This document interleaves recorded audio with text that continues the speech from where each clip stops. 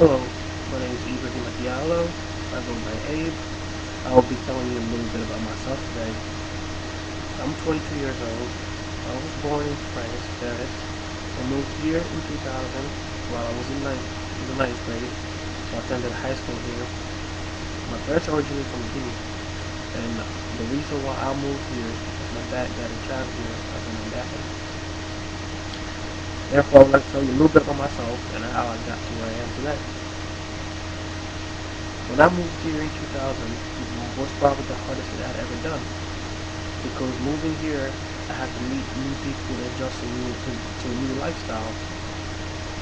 My first week here, everything was hard because I did not speak any English and I did not have any friends compared to where I came from, where I knew everyone and I was a popular kid in school. My parents, as I mentioned, my parents are originally from Guinea, which is in West Africa. My dad is an ambassador, but actually I was raised by my grandmother and my grandfather, my grandparents, until their death not too long ago. This is a very hard time for me right now personally, as I'm going through something that I've never been through before previously. But anyway, as I mentioned before, when I moved here, everything was really hard, as I had no friends. I basically I didn't know anyone, didn't place for it to speak in English. It wasn't until my 10th grade year when I decided to play football that my life changed. During the first day of tryouts, I went out for the football team. The reason why I tried out was because a friend of mine had challenged me saying that I wouldn't be able to play. I wouldn't be able to keep up with them. Therefore, I decided to prove them wrong.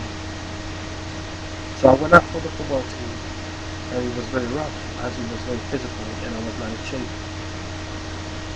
So during the first 2 days, we had two practices a day. I got sick in the afternoon practice from being out of shape. But I did not want to quit, so I kept on working hard and hard and hard.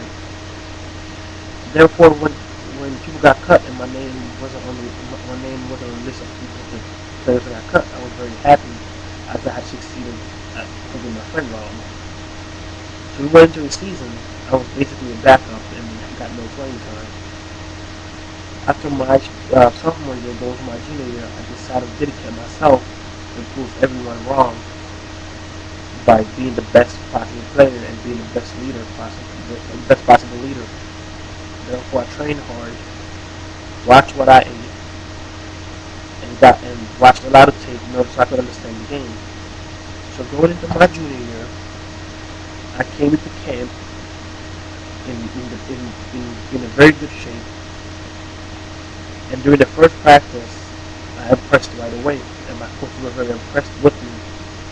It was the difference of night and day between the player that I was the year before and the player that I was in my junior year.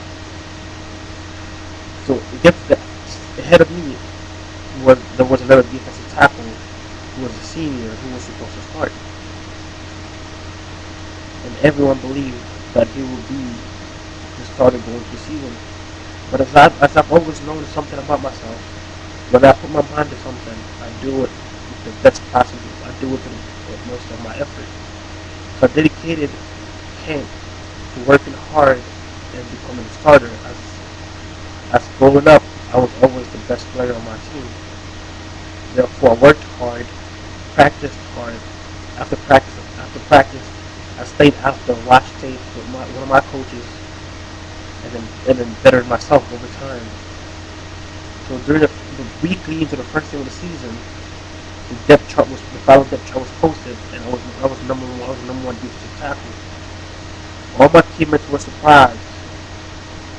Everyone was surprised. I must admit, myself, I was surprised. And I wanted to let my coaches down and decided that I worked even harder to show them that they made the right choice. Therefore, once the season started, I played hard. I even played with broken fingers and a dislocated shoulder. However, I did not want to quit because quitting will prove people are doubting me wrong. Quitting will prove people are doubting me right. Therefore, I worked harder and harder, and towards the end of the season, I was voted a captain for my hard work and dedication, and I made it all counting. The reason why I chose this story as something very special to me. It's because right now I'm going through a very sad time, and stories like this keep me going, as it gives me hope that everything can be accomplished and that things always work out for the best as long as you put your heart and soul into it. Therefore, I'm dedicating this to my grandparents.